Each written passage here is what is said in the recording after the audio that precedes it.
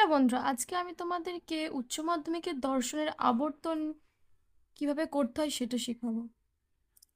তো প্রথমেই দেখে নিচ্ছি, আমাদের কিছু জিনিস প্রথমেই দেখে নিতে হবে, সেগুলো হচ্ছে আকার। এ বচনে কি আকার হয়, ই বচনে কোন আকার হয়, আই বচনে কোন আকার হয়, ও বচনে কোন আকার হয়। আবর্তন করার জন্য প্রথমেই আমাদের সব থেকে ভালো করে জানা দরকার কি বচন। বচন চ্যাপ্টারটা ভালো করে পড়লে আবর্তন করা যাবে।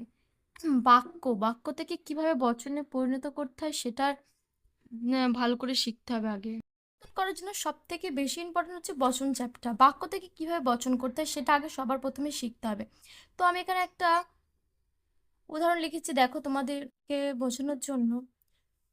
সমস্ত কবি মানুষ, এটা একটা বাক্য। এটাকে বাক্য যখন বাক্য থেকে বচন করব তখন কি মানে প্রথম বছরের চ্যাপ্টারটি পড়েছি, বিভিন্ন নিয়মগুলো আমরা শিখে নিয়েছি আগেই, যে কোন কোন কোন শব্দ থাকলে কোন নিয়মে হবে, সেগুলো আমরা অলরেডি শিখে নিয়েছি।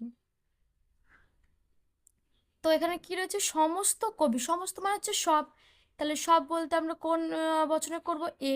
তার জন্য আমি এখানে লিখেছি এলেফ এ। তাহলে এর আকার কি, সকল, এস হয় পি। তাহলে এখানে কি হবে, সকল কবি হয় মানুষ। এর কি লিখবো, আবর্তনীয়। এটাকে আবর্তনীয়, ব্র্যাকেটে আবর্তনীয় লিখতে হবে। এবার আমরা কি করব, এইবার এইটা বচন আকারে হয়ে গেল। তাহলে এই বচন আকারে করার পর এটাকে আবার আবর্তন করতে হবে। সেইটাই তোমাদের আজকে শেখার মূল বিষয়, কিভাবে আবর্তন করতে হয়। তো বচন করা হয়ে গেলে এবার বচনটাকে কিভাবে আবর্তন করব সেটাই। তার জন্য আমাদের আর একটা জিনিস মনে রাখতে হবে, সেটা হচ্ছে আবর্তন।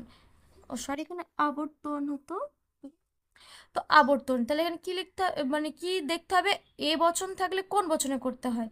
যদি এ বচন থাকে তাহলে আই বচনে করতে হবে আবর্তন, যদি ই বচনে থাকে তাহলে ই বচনে আবর্তন করতে হবে, যদি আই বচনে থাকে তাহলে আই বচনে করতে হবে।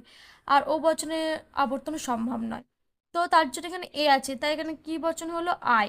অতএব আই। কোনো কোনো, এবার কি আছে, আবর্তনের ক্ষেত্রে উদ্দেশ্য বিধেয় জায়গায় যায় আর বিধেয় উদ্দেশ্যের জায়গায় যায়। তো কি কি কর কি করতে হবে এখানে, আই। আই বচন আকার কি, কোনো কোনো, এস হয় পি। তো সেটাই লেখা হয়েছে এখানে, আই কোনো কোনো মানুষ। মানুষ উদ্দেশ্য, কারণ এটা বিধেয় ছিল, সেখানে সামনে আগে নিয়ে আসতে হবে, সেটা উদ্দেশ্য হবে। হয় কবি, এটা এই ব্র্যাকেটে কি লিখতে হবে, আবর্তিত। তোমরা ভালো করে বুঝে নাও, দেখো আমি আরেকটা উদাহরণ এখানে লিখেছি, দেখো আমি তোমাদেরকে করে দেখাচ্ছি। এখানে কি রয়েছে, সততাই ব্যবসায়ের মূলধন। সততাই ব্যবসায়ের মূলধন। সততাই, তাহলে কি হবে, এ বচন হবে, তাই আমি এ বচনে করলাম। তাহলে কি হবে, এ বচনের আকার কি, এখানটায় আমি লিখে দিয়েছিলাম প্রথমেই, সকল, এস আই পি। তো কি লিখবো, এলএফ এ, সকল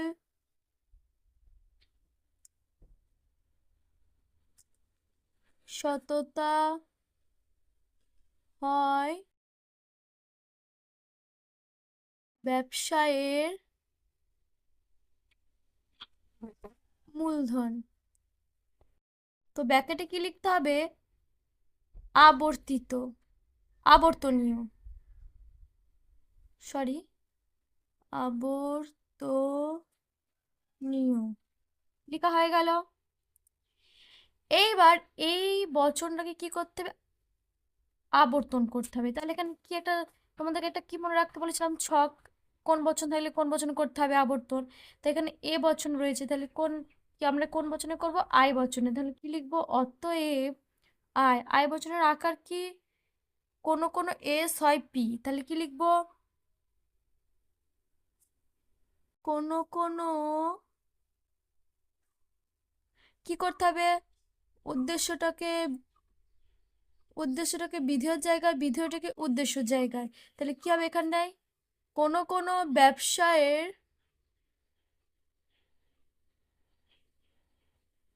ধন হয়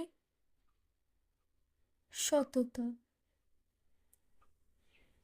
এখানে ব্যাকেটে কি লিখতে হবে, আবর্তিত। কি লিখতে হবে, আবর্তিত। তো তোমরা আর একটা উদাহরণ দিয়ে আমি তোমাদেরকে ভালো করে বুঝিয়ে দিচ্ছি। কি রয়েছে, যে পরিশ্রমী সে জীবনে সফল হয়। এখন কি রয়েছে, যে আর সে, নিয়ম আছে যে আর সে, তাহলে কোন বচন হবে? এ বচন। তাহলে এ বচন এই লিখলাম। এ বচনের আকার তোমরা সকলেই জানো, আমি প্রথমেই লিখে দিয়েছিলাম। এ সকল, এ সয় পি, তাহলে কি লিখবে এখানে? এ সকল পরিস সকল পরিশ্রমী ব্যক্তি, তোমরা লাগাতে পারো ব্যক্তিটা, হয় জীবনে সফল। কি লিখতে হবে এখানে ব্র্যাকেটে? আবর্তনীয় লিখতে হবে। এবার এ বচন থাকলে আবর্তন করতে গেলে কোন বচন করতে হবে? আই। তাহলে কি লিখবো? অতএব আই। আই বচনের আকার কি? কোনো কোনো এস হয় পি, তাহলে কি লিখবো? কোনো কোনো উদ্দেশ্যটাকে বিধেয়ের জায়গায়, বিধেয়টাকে উদ্দেশ্য জায়গায় করতে হবে আবর্তন করার সময়। তাহলে এখানে কি ছিল? কোনো কোনো জীবনে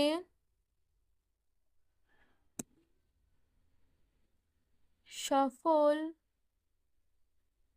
হয়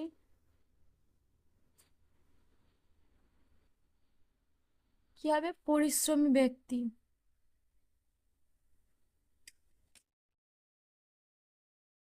ব্যাকেটে কি লিখতে হবে? আবর্তিত লিখলাম।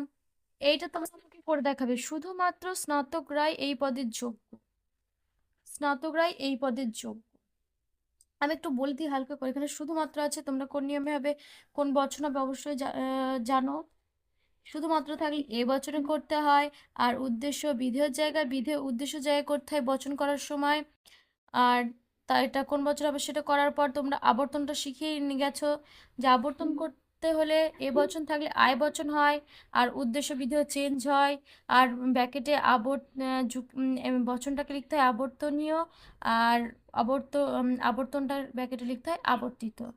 আজকের ভিডিও এইটুকুনি। ভালো লাগলে আমার চ্যানেলটিকে অবশ্যই সাবস্ক্রাইব করবে, পাশে থাকা বেল আইকনটি ক্লিক করে রাখবে, যাতে আমার চ্যানেলের সমস্ত ভিডিও সবার আগে তোমরা পাও। আর বন্ধুদের সাথে বেশি বেশি করে শেয়ার করবে, যাতে তারাও একটু উপকৃত হয়। Thank you.